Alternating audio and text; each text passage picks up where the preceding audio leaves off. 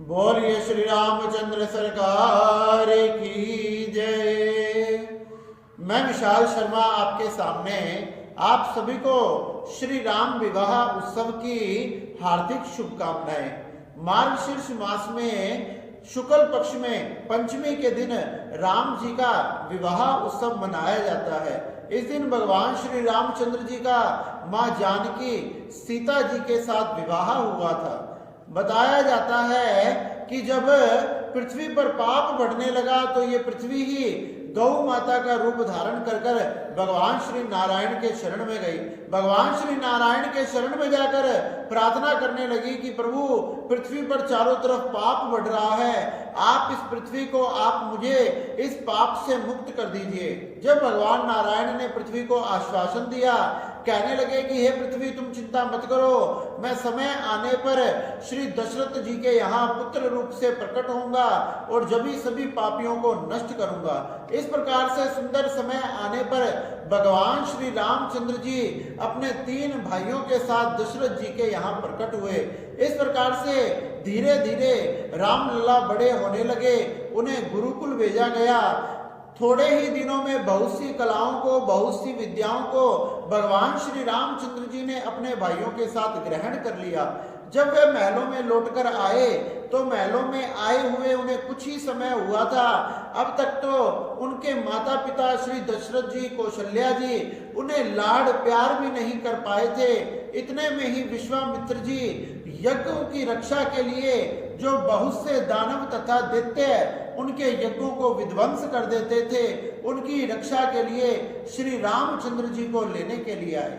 उधर जनकपुर में जब चारों तरफ से अन्न का अभाव होने लगा तो एक दिन गुरुदेव की आज्ञा से राजा जनक ने आज खेत में जाकर हल लेकर गए। जैसे ही पृथ्वी पर हल रखकर खेतों को जोतने लगे तो हल के अग्रभाग से जैसे ही पृथ्वी पर से थोड़ी सी मिट्टी हटते ही उसमें से एक सुंदर कन्या प्रकट हुई। सुंदर कन्या प्रकट हुई, दशरथ जी ने उसे अपने हाथ में उठा लिया। बड़ा ही आनंद हुआ तथा अपने साथ महलों में लेकर गए। महलों में नाना प्रकार के अनेक उत्सव बनाए जाने लगे। हल के अग्रभाग से निकलने के कारण इनको सीता कहा गया। श्री जनक राज जी को विदेह राज कहा जाता था। उनकी पुत्री होने के कारण इन्हें विदेही भी कहा गया। जनक जी की पुत्री होने के कारण इन्हें जानकी भी कहा गया। इस प्रकार से माँ सीता के अनेक प्रकार के नाम थे। माँ सीता जी भी अपने पिता के महलों में रहकर अनेक प्रकार की क्रीड़ाओं को किया करती थी और माँ भगवती जगदम्बा की पूजा किया करती थी। एक दिन जब वह उस महलों में अलग अलग कक्ष में अलग अलग प्रकार के पूजा पाठ की स्थानों पर, मंदिरों में जब चोखा कर रही थी, उस समय दशरथ जी ने क्या देखा? उस समय जनक जी ने क्या देखा? उस समय जनक जी ने देखा कि किस प्रकार से जो धनुष भगवान शिव शंकर का था, जो परशुराम जी ने जनक जी को प्रदान किया था, उस धनुष को कुछ पल में ही श्री सीता जी ने अपने एक हाथ से उठा लिया। एक हाथ से उठाकर उसके नीचे भी लेपन करने लगी और श्री जनक जी ये सब देखकर हैरान रह गए। अरे ये इतना अत्यंत शक्तिशाली धनुष है जिसे 5-5 हजार तो क्या 10-10 हजार सैनिक भी एक साथ नहीं उठा पाते, और मेरी पुत्री ने बड़ी सहजता से, सरलता से इसको अपने एक हाथ में उठाकर दूसरे हाथ से चौका कर दिया। हैरान रह गए, प्रतिज्ञा ले ली, जब मेरी पुत्री इतनी बलवान है तो मैं इसका विवाह भी ऐसे ही बलवान शक्तिशाली राजा से करूंगा। इस प्रकार की प्रतिज्ञा श्री जनक जी ने ग्रहण की तथा धीरे धीरे मां जानकी अपने महलों में रहकर पिता के पास बड़ी होने लगी। विश्वामित्र जी वहां श्री रामचंद्र जी को लेने के लिए आए क्योंकि दुष्ट दानव तथा इस प्रकार के पापी लोग उनके यज्ञों का विध्वंस किया करते थे। श्री रामचंद्र जी को विश्वामित्र जी के साथ दशरथ जी के ना चाहते हुए भी विदा किया गया, क्योंकि एक छोटी सी बात वशिष्ठ जी ने उनके कान में कह दी। कहने लगे कि इस समय इतना सुंदर मुहूर्त है, अगर इस मुहूर्त में राम जी जाएंगे तो अकेले नहीं आएंगे, अपने साथ दुल्हन लेकर आएंगे। इतनी सुंदर बात सुनकर अब तो माता पिता बड़े प्रसन्न हुए और विश्वामित्र जी के साथ अपने पुत्र को विदा किया। उधर श्री रामचंद्र जी ने जाकर अपने भ्राता लक्ष्मण के साथ अनेक प्रकार के दुष्टों का, पापियों का दमन किया और विश्वामित्र जी तथा अन्यत्र साधु संतों के यज्ञों की रक्षा की, उनकी कुटियाओं की, उनके आश्रमों की रक्षा करी। एक समय जब विश्वामित्र जी इस प्रकार अवध की ओर आगे बढ़ रहे थे, मिथिला की ओर आगे, एक समय इस प्रकार से जब विश्वामित्र जी मिथिला की ओर आगे बढ़ रहे थे तो मिथिला नरेश राजा जनक उनसे मिलने के लिए आए। राजा जनक जब उनसे मिलने के लिए आए, उधर श्री रामचंद्र जी पूजा के लिए पुष्प वाटिका में पुष्पों का चयन करने गए थे। वहीं माँ जानकी, माँ सीता माँ की पूजा के लिए पधारी थी। पहली बार आज श्री रामचंद्र जी ने जानकी का दर्शन किया। कोमल कोमल अपने अंगों से पुष्पों को तोड़ रहे थे और उधर माँ जानकी, माँ भगवती के चरणों में प्रार्थना कर रही थी। मम जाहु राचे मिलहि सुंदर, सहज सुंदर सामरो, करुणा निधान सुजान सीलु स्नेह जानत रामरो। इस प्रकार से अनेक प्रकार से माँ भगवती के चरणों में प्रार्थना कर रही थी। माँ भगवती भी उनको यही आशीर्वाद दे रही थी कि पुत्री, जो तुम वर चाहती हो वही तुम्हें प्राप्त होगा। इस प्रकार से पुष्पों का चयन कर कर जब श्री रामचंद्र जी और लक्ष्मण जी आए तो विश्वामित्र जी ने जनक जी के साथ उनकी भेंट करवाई।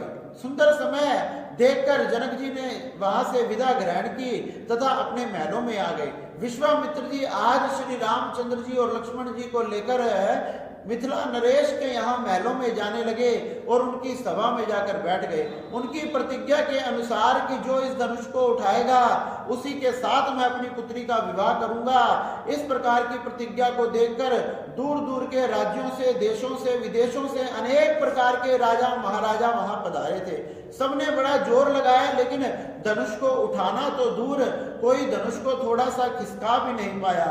और तो और 10,000 राजाओं ने मिलकर जब धनुष को उठाना चाहा, फिर भी वह धनुष हिला नहीं।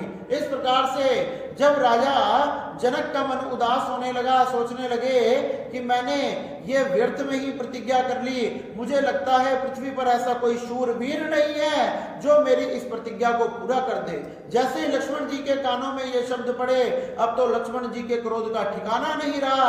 वह कहने लगे, अरे तुम हमें ललकार रहे हो, रघुकुल के जहां श्री रामचंद्र जी बैठे हैं उस कुल को तुम ललकार रहे हो, धिक्कार रहे हो।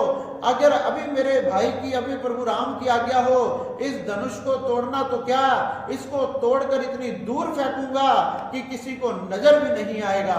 इस प्रकार के वचन सुनकर राजा जनक जी थोड़ी देर के लिए थोड़े सहम गए और उधर राम जी ने इशारा कर लक्ष्मण जी को नीचे बिठाया।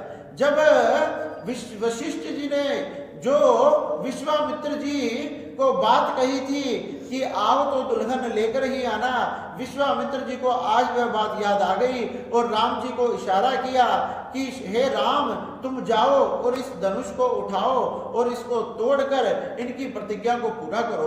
गुरुदेव की आज्ञा पाकर चरणों का स्पर्श कर कर पिता के, पितरों का, कुल देवताओं को नमस्कार प्रणाम आदि कर कर आज श्री रामचंद्र जी उस धनुष बाण की तरफ बढ़ने लगे। धनुष बाण को चारों तरफ से प्रणाम किया, उसकी परिक्रमा की, प्रणाम करके परिक्रमा कर कर उसकी तरफ बढ़े तथा बढ़ने के बाद उधर अटारी से मां जानकी देख रही थी कि हे शंकर भगवान, हे भगवती, हे गणेश भगवान, इस वर्ष से इस प्रभु रामचंद्र जी से यह धनुष उठाया जाए और टूट जाए, ऐसी कृपा करना। इतने में ही प्रभु श्री रामचंद्र जी ने गुरुदेव की ओर देखा, आज्ञा पाकर कुछ पता भी नहीं लगा, सब राजा देखते के देखते दंग रह गए। एक ही पल में उस धनुष को अपने एक हाथ से उठाया और ऐसी उस पे प्रचंडता चढ़ाई, चढ़ाते चढ़ाते ही उसका खंडन हो गया, मानो चारों तरफ से बिजली चमकने लगी हो, सभी देवी देवता पुष्पों की वर्षा करने लगे हो। इस प्रकार से जब जनक जी ने एक पल में ही उस धनुष को टूटा हुआ पाया तो जनक जी के खुशी का ठिकाना ना रहा। जनक जी बड़े प्रसन्न हुए। माँ सीता को बुलाया गया। माँ मां जानकी अपने हाथों में पुष्पमाला लेकर भगवान श्री राम का चयन करने आ रही थी। भगवान श्री रामचंद्र जी को माला पहनाने के लिए आ रही थी। वहां भी बड़ी सुंदर झांकी हुई। जानकी जी से राम जी थोड़ा कद में लंबा थे। अब जानकी जी सोचने लगी कि मैं इन्हें माला कैसे पहनाऊंगी।